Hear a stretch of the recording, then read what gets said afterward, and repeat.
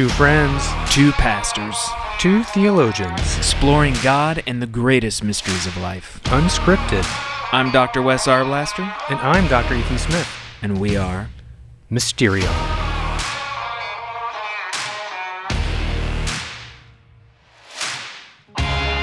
Today on Mysterion, we celebrate the 10th birthday of a theologian, Martin Arblaster. There's two of them. Yeah, it is the 10th birthday of Martin Arblaster, and we're going to give him a happy birthday here. He chose this morning, he chose his own choice piece of cake there. What'd you choose? Tell us. Cheesecake it's a gourmand cheesecake. All right. With cherries. Whoa. We got to say sing happy birthday to you first, okay? Ready? All right. Happy birthday to you. Happy birthday to you. Happy birthday, dear Martin. Happy birthday to you. All right. There you go. Eat it. We didn't do candles because of potential fire hazard, etc., etc. All right. Pretty good? Super good. What's the second, etc.? I don't know. It's just repeat, etc. It was mostly the fire that I worried about. It's not like you guys were trying to harmonize on Happy Birthday there. Were you? Is that nice? I'm tone deaf. I don't know what I'm doing. He's just monotone, man. I'm completely he just tone totally deaf. does it monotone. No idea.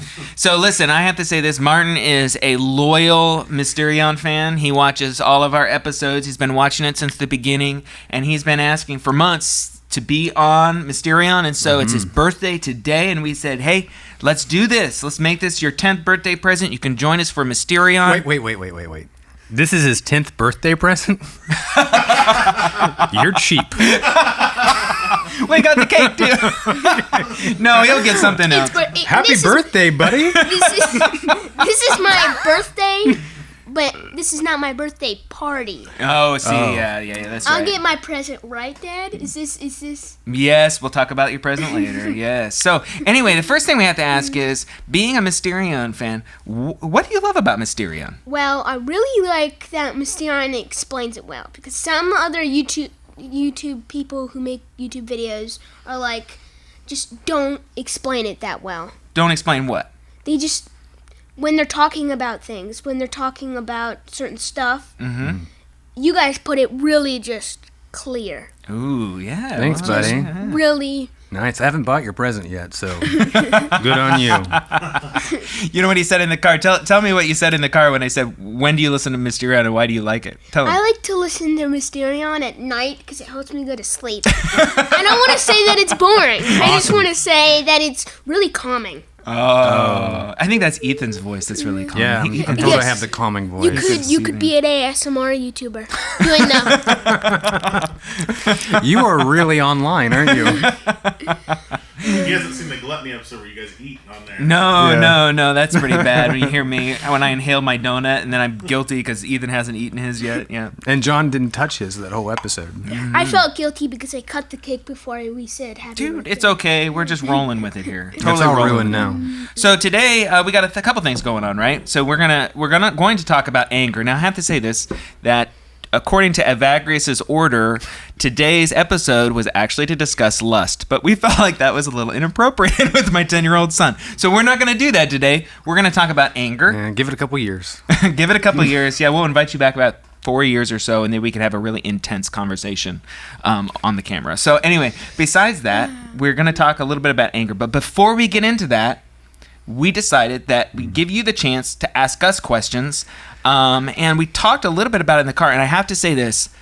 He puts us on the hot seat. I mean, these questions are harder than probably any questions that I got in the last couple of months in terms of Mysterion stuff. This stuff is hard. It's harder than any of our students at UT ever came up with.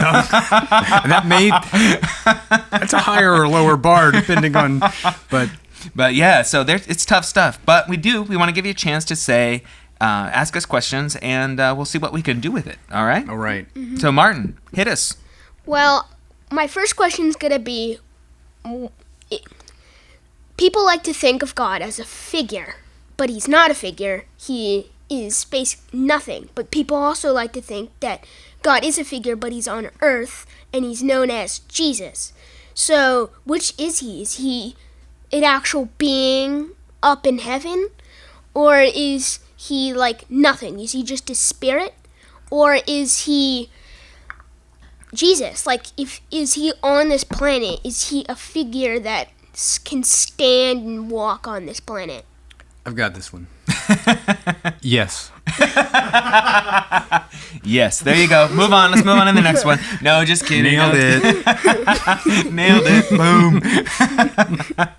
So it seems like your question kind of has 3 parts. The first part is you say that we talk about God like God is a figure, right? And when you say that, what do you mean? You mean when you say figure, you mean like a person? Yeah, like you know how we say father? How is he like an actual father in heaven? Okay, great. Is he a being in heaven? Okay. Good. Excellent question. So there's that one, and then you say the second part you say is, but we also say that God isn't a person, right? Yeah, he's like a spiritual. Okay, I just don't know what I'm going with that. No, it's okay. It's okay. And so by person, you mean like somebody you could sit beside, right? Yeah. Okay, so So you're right. we also say, no, God's everywhere. So that's hard because the first one we said God's a person, but yet God's not a person like you or I, right? He's like, It's spirit, right? And then the third part you say we also say God is Jesus, and that means he's a person in history. He born, he had a life, he died at a certain time, right? How do we put all that stuff together, right? yeah, because when Jesus died, that is when we eliminate the third one, because God doesn't die. Ooh, see? So we eliminated the first one. Well, hold on a second. Oh, no, I mean the third one. No, you're right. But that's a complicated question because we want to say that Jesus died, but God is immortal. God doesn't die. So that, again, these are super hard questions, and they're really, really good. They're really good questions. These are real solid theological questions, we might say. So before we rush to the third part, let's start with the first, okay? So let's talk a little bit about that. God is a person. Yes. Thank you, Ethan, for all of your wonderful insight. So what would we say about that, Ethan? Let's talk a little bit about that. God is a person? Yeah, we say God. We talk about God as Father, as person, Father, and we say that's true. God is Father. God is person. Yes. Well, wow. So God is not like you or I, apart from the incarnation in Jesus. He's not just one person you can sit beside. He's not just some guy up in the sky up there, right? But we do talk about God as a person because although God doesn't have a body that's located someplace, God does love, and God does plan, and God has purposes for people. So in that way, God is a person, and God's love and his plans are caring and loving like a parent. So yes, he's not some guy up in the sky, but it's most appropriate to say that he is loving. And that's why we call him Father, and we talk about him as a person. Yeah, and I would say this. I would add to this. When we talk about persons and personality, those are all things we have relationships with. Okay, so we do not have a relationship with a rock. We don't really. You'd be kind of weird if you had a relationship with a rock, right? Yeah. Okay, so Did they do that in the 60s? the pet rocks? yeah, and that was a kind of little bit of a psychotic kind of thing. Anyway, it had to do with some of the LSD use. But anyway, so what I'm trying to say is persons are things that we have relationships with. We'd even kind of say, like, for example, Oscar, our dog, he's got personality, right? We have a relationship with Oscar. So person is not so much about, do I have a body, all right, or am I made of physical stuff? It has more to do with persons are the kinds of things we have relationships with. And what we believe and what we know from experience is that we can and do have a relationship with God.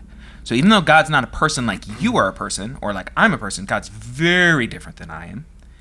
God is still someone that I have relationship with. And that means I can talk about God as person. And then we have to ask, what kind of relationship do I have with him? Well, God is started it. God's first. I come from God. So that's the kind of relationship I have, is the kind of relationship where I would call him Father, the one who I come from. Does that make sense? So when we call God Father, we're not saying he's another version of me, all right? Because I'm your dad, right? I'm your biological dad. He's like the father of the father. the father of the father, but he's not a grandfather, Yeah. right? Yeah. I like to think of it as everyone's related because God started it, but then everyone worked off of him, and now it's here today. Now we're here. Yeah, very good. Very good. Very good. So that first part, do you understand kind of why we talk about God as person now? Because we were in relationship, right? And we have all these things like we know God is caring and loving and have purposes and plans and all these kinds of things. So we call God a person. So now we go to the second part. But God's person, not like we're a person, right? Right. So we have to say things about what God is not, right? Right. This is apophatic and, cataphatic theology. This is the theology of the fathers, what we can and can't say about God, or what we should say and shouldn't say about God. Why don't you go ahead, take step 2, what God is not. You're the Dionysius scholar. Come on. Yeah, I mean, boy, if only we had someone here who wrote a dissertation on apophatic theology. So,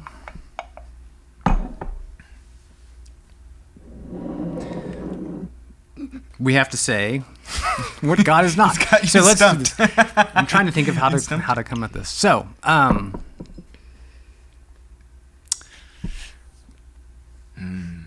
maybe we should take a break. Well, let's talk about it for a minute because we just said that. Go ahead, eat while we talk. So we just said that God is a person like us, but God is also very much not like us, right? And so we want to say that we have to remember that, because if we don't, then we turn God into just kind of another one of us, and we know that God's not that way. God's not another person like me. So if we just talk about the way that God is like us, then we end up making God something in our imagination very much like you and me, which God is not, right? So we have to, while we talk about what God is like, God's a person like us. God has emotions. Let me say that again. God has, it got me stumped here. God has purposes. God has plans. God is love. God is compassion. All these kinds of things. While we have to say that God's like us in that way, we also have to talk about the way God is not like us. And that's why we say God is not a person, okay? In certain ways, God is not like a person. So let's talk about this a certain way. Let's go back to Oscar, your dog, right? Your big dog likes to slobber on my wife, and she loves that so much. We could say Oscar is funny, right? We could say that. We could say that.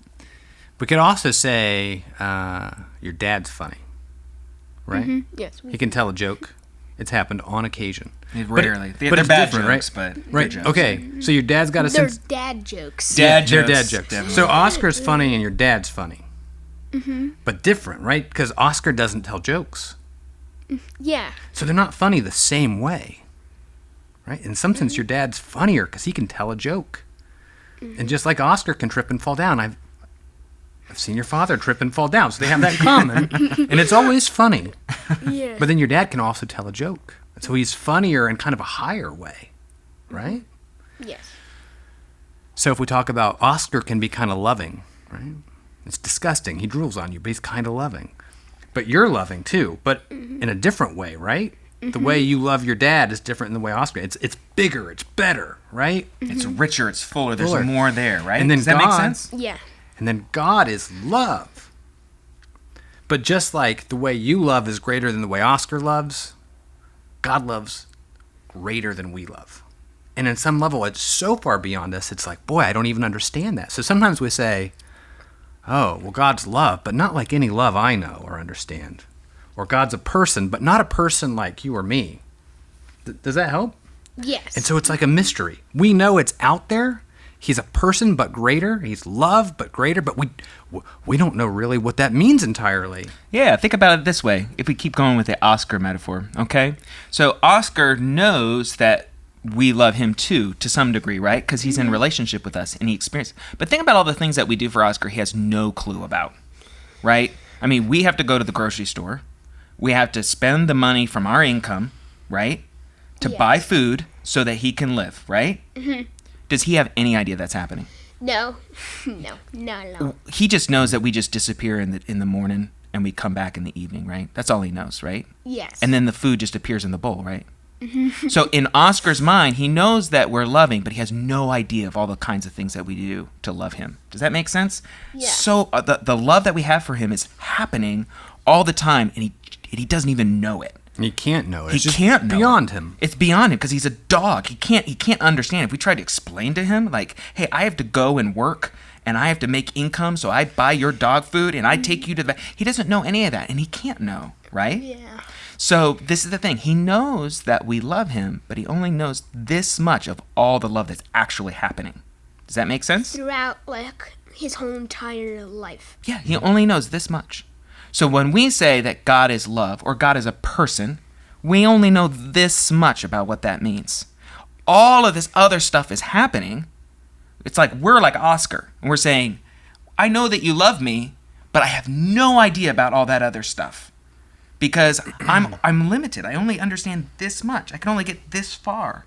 Does that make sense? Yeah. So we could say God's love is like our love, but it's also not like our love because it's so much different. It's so much more. And here's the cool thing where we're not like Oscar. We can grow in how we understand that love, right? Yes. Oscar can only get so far because he's a dog. Yeah, But he as just human doesn't beings- move that much. He Right. just kind of stays there. We can keep growing and growing and growing. And in fact, according to a lot of theologians that we talk about on the show, that's heaven. To grow eternally in understanding God's love. Keep we just growing and keep keep growing and understand more and more, and there's always more to explore and find out Yes. and know. And in fact, the theologians that we talk about, when we talk about the fathers, they say God is infinite. That means there's no end to it. That means whatever God's love is, it doesn't stop.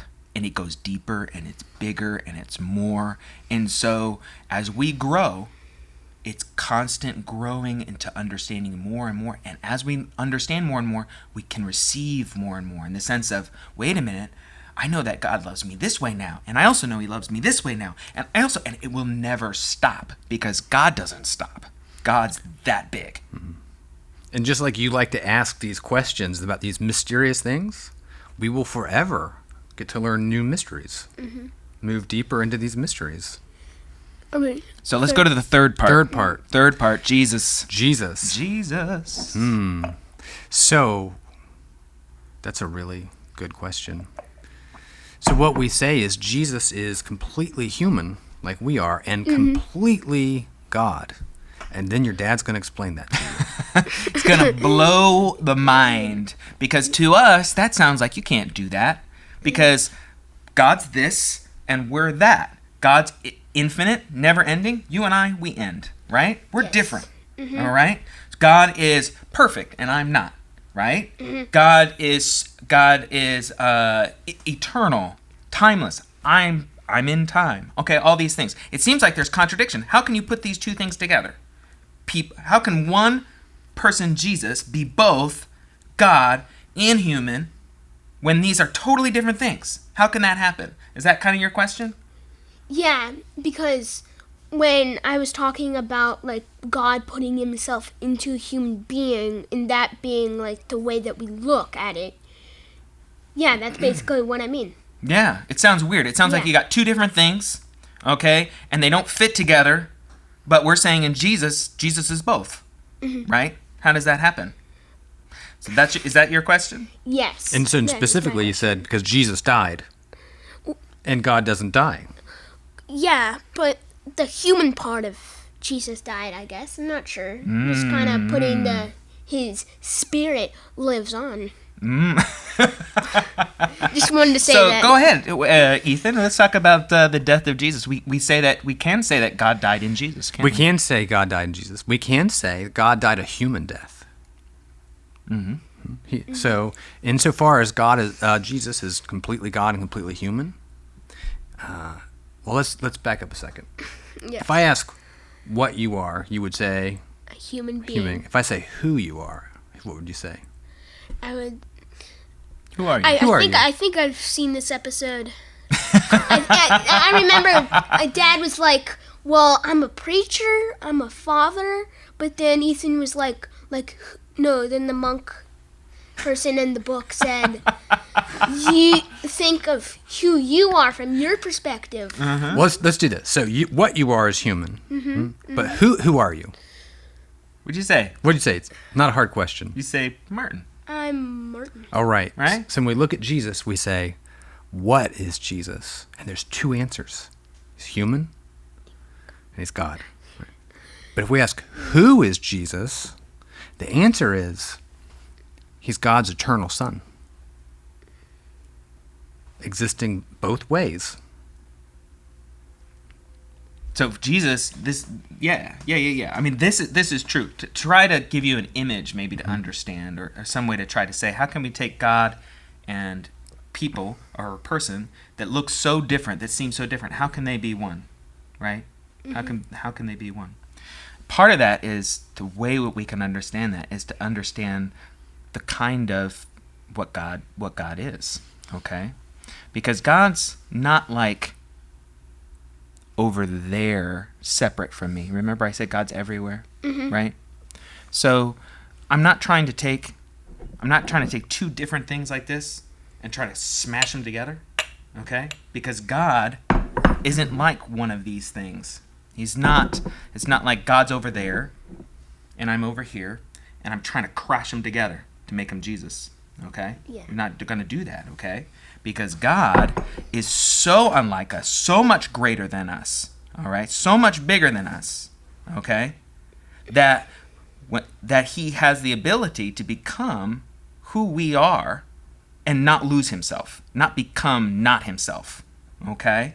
Because that's the kind of thing, that's the kind of person he is. Let me give you an example, okay? So let's say I were to write a book, okay? And I were to write this story, and the story was all in my mind, okay? I wrote a story about, let's say, Martin, okay?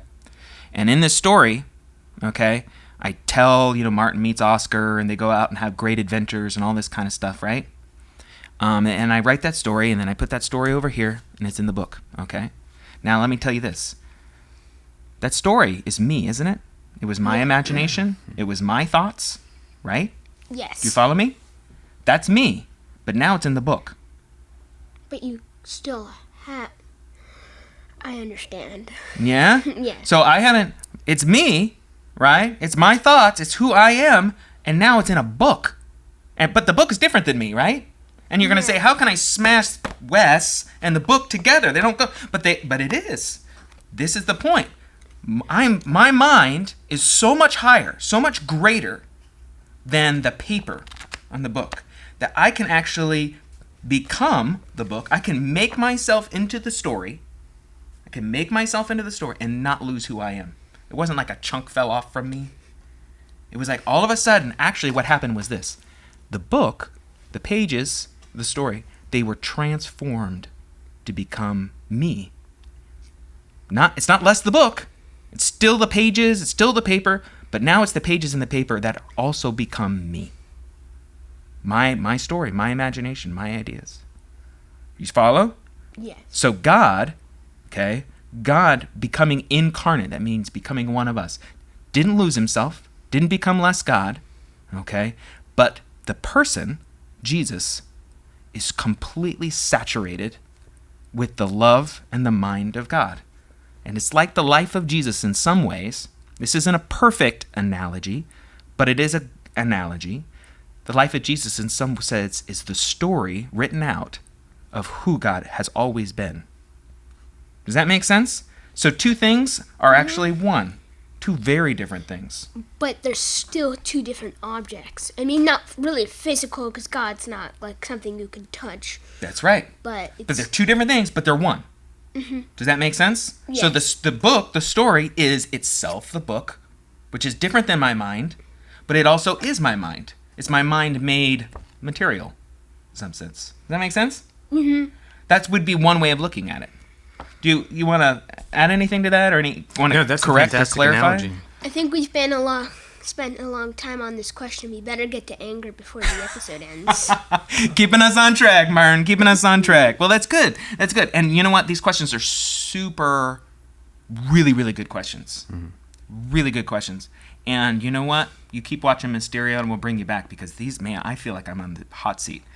This is tough, right? Yes. We're like sweating under the lights. I didn't even get to the hard one he brought up in my office this morning, so. All right. Yeah. We'll take a bite of your cake here. We're going to talk for a minute. We're going to talk a little bit about, we're going to move on to anger. He told you to eat the cake, so you'd be quiet. Oh, yeah, that's right. Give us a break here. So, yeah, we're moving on to the topic of anger. And before we get into anger, we want to address for folks who are just kind of joining us that we're working through the Practicus by Evagrius. And we just say maybe a little bit about who Evagrius was and what the Practicus is. If you have any questions as we go ahead and interrupt and say, hey, I got a question. But we're going to talk just slightly about Evagrius and the Practicus, and then we're going to get into anger, right? Mm-hmm. So do you want to take a moment, just kind of give us a summary real quick, kind of get us all on the same page? Yeah? Okay. So if you haven't been with us, we're studying Evagrius Ponticus, who we've talked about before. He was a great monk and great theologian, a man who lived in the desert in Egypt and pursued very intensely a life of prayer. He's unique in that he was both a highly trained intellectual theologian, but then also someone who went out in the desert with some of these more simple men who lived very intense forms of life in prayer and fasting and seeking God's presence within their own heart. And Evagrius, what he did while he was out there is he took that great mind of his and he paid attention to his own life of prayer and temptation and holiness and how he was tempted, how he fell, how he overcame, and he wrote down advice for other people seeking that life. And that became this book. And so we're looking at that this season and looking at what he talks about, the 8 thoughts that lead us into sin or lead us away from Christ's presence within us. And we're studying those to think about our own spiritual lives. So that's where we came up with the theme for the season, which is hate the 8. Learn to hate the 8. We talked a little bit about gluttony a couple of weeks ago. Last week, of course, we had the tragedy in Dayton, and we brought on Father Silvio Bunta to talk about that. We were going to move to the topic of lust. We're going to push that back a couple weeks, and today we're going to talk about anger. So we're going to talk about what Evagrius has to say about anger. But before we get into that, I just want to ask Martin a question about this, because I know we all have experiences of anger. And maybe we can get some insight as to the nature of anger through a couple of questions to you, Martin. So let me ask you, like, you have experienced anger, haven't you? Yes, I think everyone has. Besides, like, newborns and people like that. So when you had this experience, give me an incident. Give me an occasion for when you experienced anger.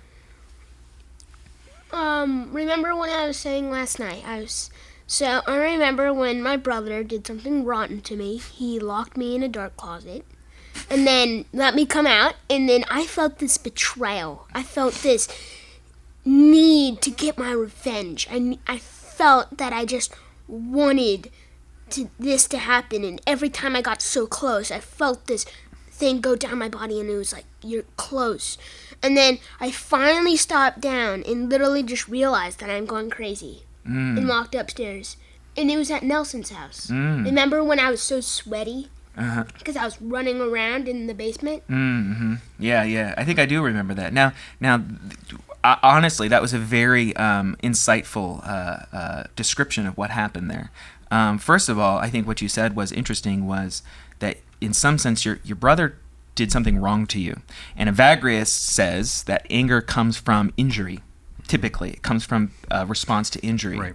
So let's talk a little bit about that, right? Because what Evagrius wants to say that anger essentially is a good thing, okay? It's been twisted, right? And it's misdirected, but it's essentially a gift from God. It's a natural passion in the sense it's a gift from God.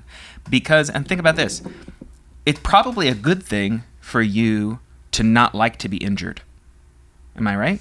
Yes. Why is it a good thing for you not to like to be injured? Because it hurts you. It makes you feel this just betrayal sometimes, and sometimes this rush through your body that you need revenge. Okay, well, we'll get to the revenge here in a minute, okay? But first of all, we'll say that anger is a natural thing because we need to be protected, and we need, in some sense, okay, to stay healthy. And if something injures us, the natural reaction is to try not to be hurt, because it's not a good thing to be hurt, okay?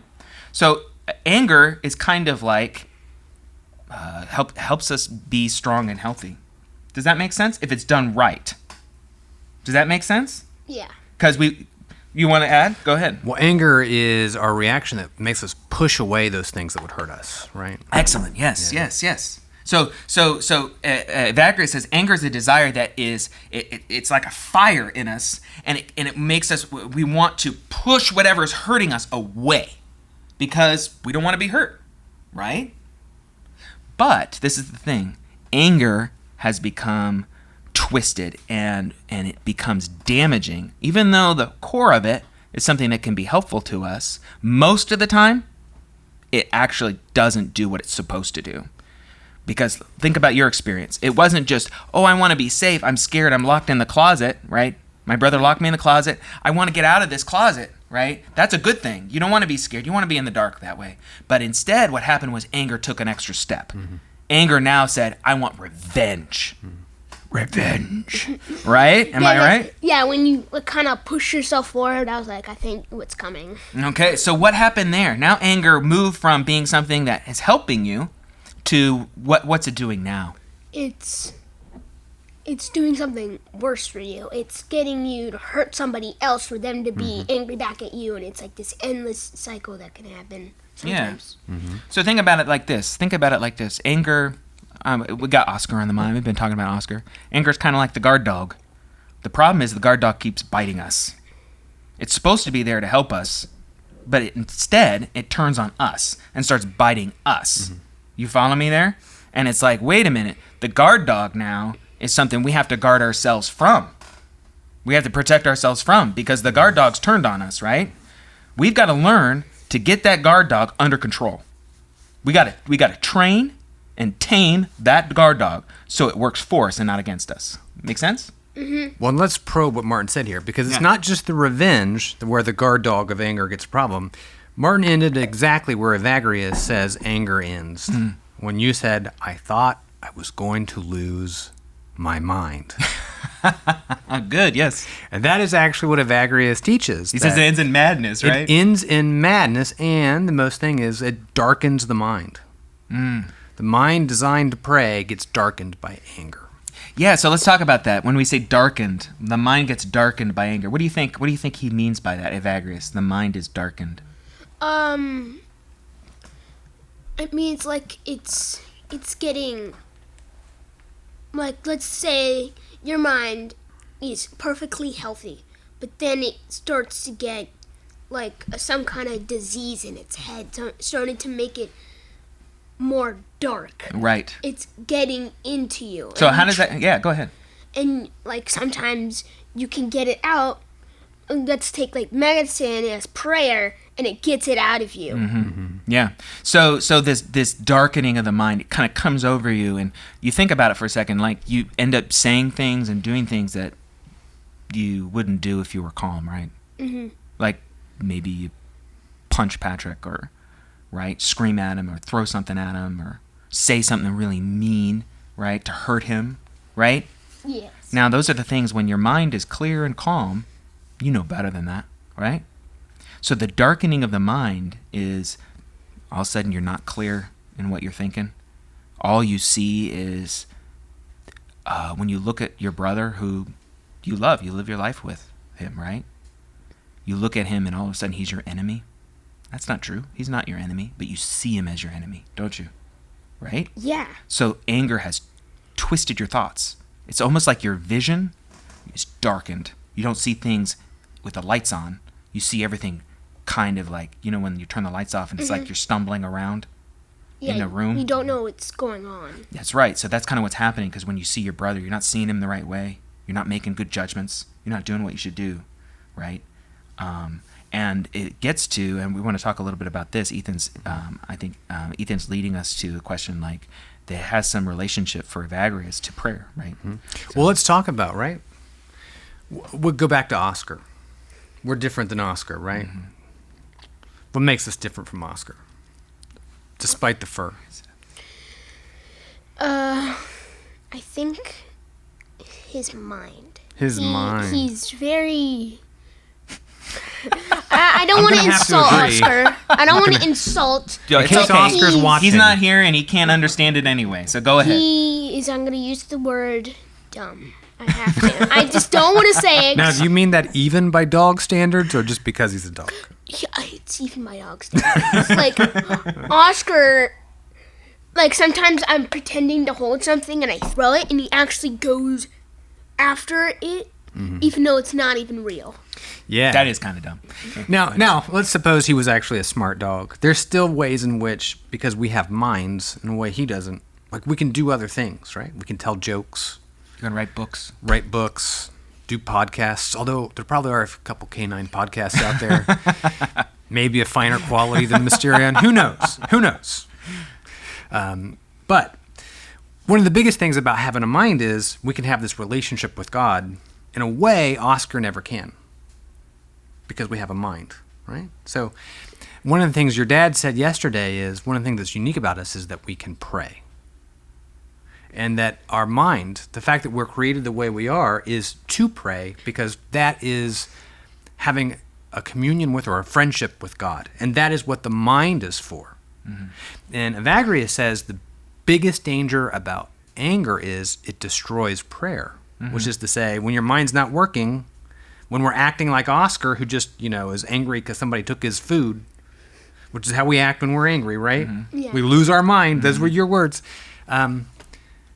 Then we can't pray. We can't commune. We can't be with God. Yeah, so let's the talk way about we this a normally bit more. I think Ethan's right on here. So, prayer in the most basic level, prayer is turning your mind to God. Okay? Now, we can turn our minds to God through conversation. Remember, we have a relationship with Him. We can talk with Him. Okay? But we can even do that without words. We can turn our mind to God without words, and it's still a kind of prayer. Prayer is turning our mind toward God. Now, Oscar, as far as we know, can't do that. Okay? So he can't decide, I'm going to turn my mind toward God now. But you can. I can, right? Yeah. Okay, so what Evagrius is saying is, human beings, people, we were created to do this all the time. To have our mind, to always be in relationship with God, to always be turned toward God. Does that make sense? Yes. So we're supposed to be that way. And if we did that, and we did it right, our lives would be filled with love and joy and perfect relationship with God, because we'd be turned towards God without any interruption, right? Yeah. So think about this. If prayer is to be turned toward God, right? And we were created to be turned toward God. That means we were created to pray always, constant, without stop. Now, that doesn't mean talking to God with my eyes closed without stop, okay? Because prayer is deeper than that. It's more than that, okay? It means constant conversation, constant connection, constant attention on God. That's what we were created to do. But obviously, we're not there, are we? I mean, right now, I don't know what you're thinking, but it's probably not that, right? Yeah, I'm not. I was just thinking, I was like, when we're always supposed to be doing that, I thought it was only for like dinner and special times. I was like, we're always? Yeah, so Evagrius says we're always, in fact, the New Testament, the scriptures say pray without ceasing. That means don't stop, okay? And you're thinking, how can I do that? Like, that seems impossible, right?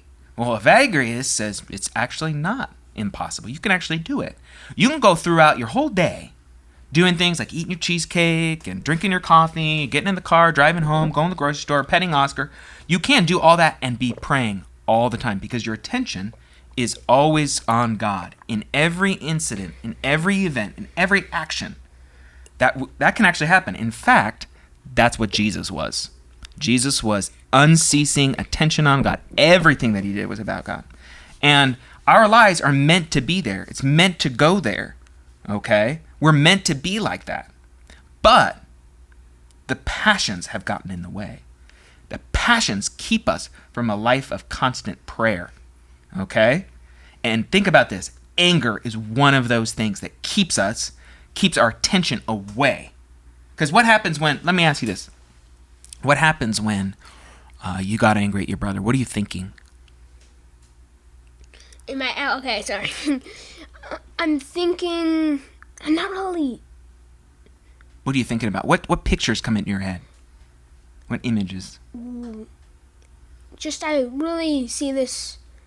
I just see I guess I'm just really mad at him. You feel those emotions, Yeah, I right? feel like, why did you do this? You're supposed to be on my side. You're not supposed to be the enemy. Right. But And then maybe you have a picture. Maybe you didn't, but maybe you have a picture. Sometimes I did, like with my brother. I was like, I imagine, I daydream me beating him up and being stronger than him. yes, Totally. I always image people who just really get me mad. I just image me just showing them showing them who's boss. Showing them who's boss, beating them to the ground, standing on top of them, being like, "Yeah, you see, I gotcha," right? Yeah. That's the stuff that's going through your head, right? The episode takes a dark turn. Now think about this for a second. All those emotions, all those pictures, all those imaginations, it's the opposite of Jesus, isn't it? Yeah. So what is anger doing there? Not only is it keeping you from thinking about God, not only is it keeping your attention away from God, but it's actually pointing you towards the opposite, right? Yeah. And when you're angry like that, how easy is it to stop thinking about that stuff? It's impossible. Impossible. Like it's not impossible, but it's Pretty close, though, it's- right? Yeah. It's like in the moment, it's basically impossible. In the moment. In the moment, but yeah. it starts to slow down after a while. You're Yep. like, why am I doing this again? Well, think oh, about- yeah, he locked me in a closet. Right. So think about this too. If you don't get any kind of forgiveness, if you don't reconcile with your brother, that right, and things don't become right with him, won't those pictures pop up into your mind for days to come?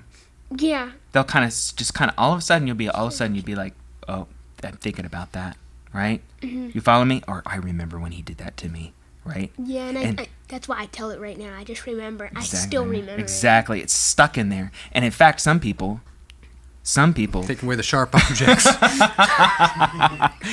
some people, not only is it stuck in there, but some people, they feed it, right? They think about it. Oh, maybe I'll do this to get him back, right? You follow me?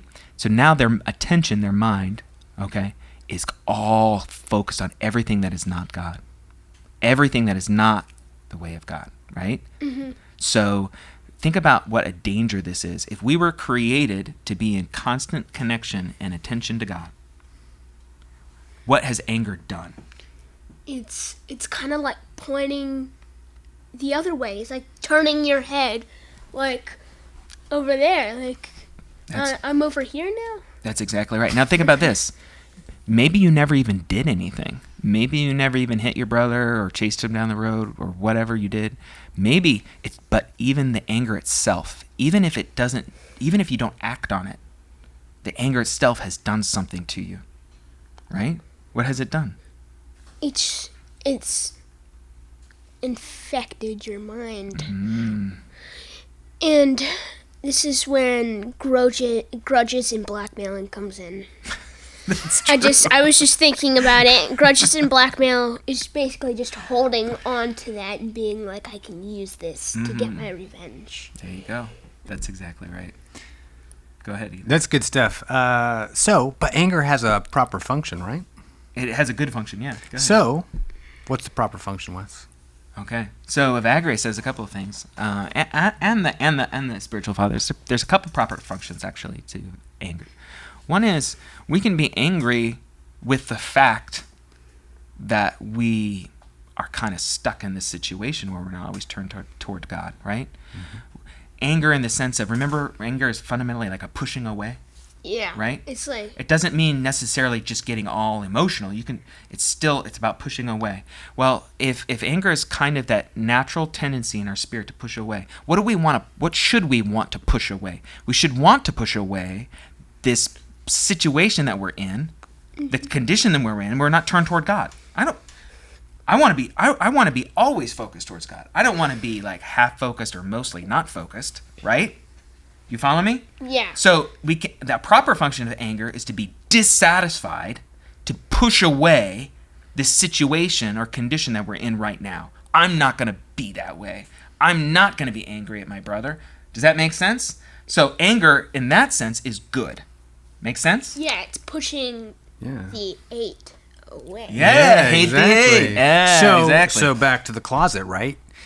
Anger misdirected is, blackmailing, revenge, all these wonderful images you came up with in relationship to your brother. I'm not holding on to that grudge. No, clearly not. Clearly not.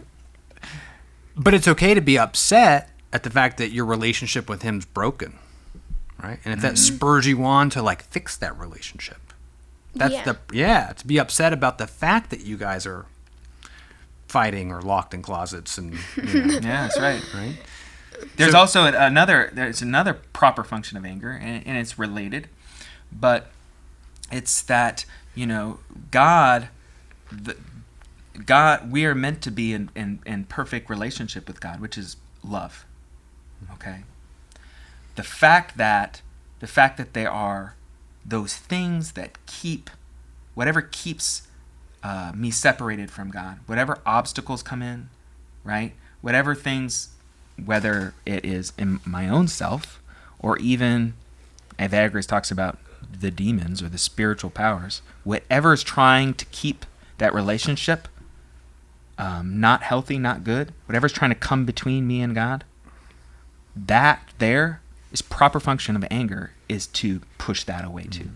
So, for example, think about this. Let's say someone came and took you and kidnapped you and stole you, and they're keeping you from me. Well, I love you, right? Yeah. So I'm going to be angry at them, right? Because not just angry at them because they're people, but angry because they're keeping you from me. Does that make sense? Yeah. So, and that's right. It's actually right because anything that comes between us, I should be angry at. Okay? You follow me? So those kinds of things I could be angry at. Now, the trouble is this, is it's right to be angry that they have taken you from me, that they're keeping you from me. But that so easily gets twisted into, now I want to hurt them. You follow me? I've gone from anger that you are separated from me to anger and revenge and hate toward them. And that's so close. Those two things are so closely related that anger's a dangerous thing. Even though it's naturally a good thing, the fact that I want you close to me, I don't want anything to come between us, anger is going to help me do that. It's so easy for anger to slip into, you've taken my son, so I'm going to go and destroy you, and I'm going to take your son, and you see what I'm saying? Mm-hmm. So anger, it naturally, the core of it, it's almost like the core of it is a good thing. The tiny little seed is a good thing, but most of what actually happens with it in our lives is bad. And most of the time, the way it happens is not kidnappings, but it's the things that keep us from that relationship with God. That's right. Mm-hmm. Not the people that keep us from God, but the 8, as you pointed out, right? Yeah. The 8 keep us from God. And even then, we have to be careful because that kind of anger is not the out of control anger. Right. If it takes control of us, then that's a problem too. So other church spiritual fathers, Isaac, for example, he thought anger in that context, even that was a little dangerous because people get all frustrated, right? Mm. Let's talk about if there's a particular temptation that whenever I pray, it comes in and I just can't pray to God. And we'll say, okay, you should kind of get upset about it, say, push that away. But that in itself can become this like frustrated mess and guilt and shame. And that's not what we're saying either. It's just this idea, this attitude of, I'm not going to have revenge fantasies about my brother all day long because it keeps me from prayer. Mm-hmm. I'm upset about thinking about that all day long. And that's it. That's right. Think about it this way. To go back to where we started with the guard dog. These emotions, these passions, some of them are very natural and they're good. They're like the guard dog. They're meant to help us and protect us, right? But the guard dog is not under our control and the guard dog's biting us all the time, right? Yeah. So we, right, ought to be angry or upset that this isn't right. The situation isn't right. So that helps us train the guard dog. So now the guard dog's working for us and not against us, right? Mm-hmm. So that's what the passions are about. That's what spiritual life is about. If we can train these passions, right? If we can train them to work for us, not against us, they're under our control. They're not just biting us whenever, right? Yes. You follow me? Mm-hmm. Then we're in a situation where we can do and live the way we need to live. I'm trying to focus on God, and this guard dog's constantly biting me and pulling my attention away. well, I got to fix the guard dog. I've got to train that guard dog to be orderly, to do what it needs to do, so that now I can focus on God. You follow that? Yeah. So, overcoming the passions, hating the 8, mastering the 8, is taming the guard dog so that we can focus our minds on God. Yeah? Yeah, which is why we talk about spiritual life as training. That's We right. tend to think I'm just an angry person or I'm just a whatever person, but the church fathers say no, those things can change over time. It's a patient process. Usually for most of us, it's a slow process, but we can actually train to bring anger under control. Right? Go ahead. You know, when I was saying it's like a disease, and sometimes like prayer is like the medicine, it gets it out of you. That's right. I felt like that's what you. That's exactly it. And And I think- in Evagrius, we talked about, he has a line, I forget where it is. He said, what you can do when you have that is pray, and then he says, and do something nice for somebody. Like, either I've got this anger, even if it's not for your brother, because you're like, if I see his face right now, I'm going to smack it. Yeah. You go, you know what? There's my sister. I'm just going to go do something nice for her. And he says that can kind of chase the anger away. Yeah, it's a medicine. When you say that prayer is a medicine for that disease, that's absolutely true. And what we say about that, take a dose of the medicine. So let's say you find yourself getting really hot, angry at your brother, right? You want to go chase him and beat him down, right? And all those fantasies and those images come into your mind about, conquering him and him bleeding on the ground and you above him being like, I am in charge, right? All that stuff comes in charge. Well, if you can catch yourself before you act on that and say, wait, right now, I'm going to pray for him. Just, even if it's a short prayer, like, God, help him. He's crazy and he's bugging me. Help me right now, right? You follow me? Yeah. If you can do that, all of a sudden that guard dog, anger that's turned on you and starting biting you, it starts to calm down. You're training the guard dog. You're training your own passions now. So in that sense, you are, all of a sudden, you start not to be angry at him so much. Just by forcing yourself to pray for him, even if you don't want to, you're going to do it anyway. It all of a sudden wait a minute, I'm not so hot anymore, right? And Evagrius says the Lord is giving you spiritual power to overcome those passions. He's strengthening your mind, strengthening your spirit, so the guard dog's slowly becoming more and more tame. And depending on who you are and what's happened, that can be really hard. Or it can be easy. Sometimes the prayer calms us down. Sometimes it's hard and it takes a long, long time, and we should be patient with that. Like medicine can sometimes do that. And when we were before here, when you were doing the prayer, remember when Dad was saying, just ask God. That's what I feel like. That's what I saw in my mind. I could see that woman doing what she did. I can't remember her name. Sorry. Oh, from the Bible story? Yeah. So we prayed with our pastoral staff here before this. We read about the Canaanite woman who came to Christ and asked him to heal her daughter because she had a demon. And Jesus at first seemed to resist. And then she just kept asking. She just kept coming back until he healed her, right? And then we prayed about that. Let us be people who keep running to Jesus the way she did, saying, Lord, have mercy, trusting that eventually he'll cure us of that anger. Yeah. But the other thing is, now for some people, I don't think this is Martin. There are some people with their relationship to anger is a little different, and that's where Evagrius' other thing is. Go find somebody else that you're not angry at and do something kind for them, and that act of meek love begins to replace. So if you find you're praying about it, and it's that medicine for whatever, it's not taking hold, there's another medicine to take.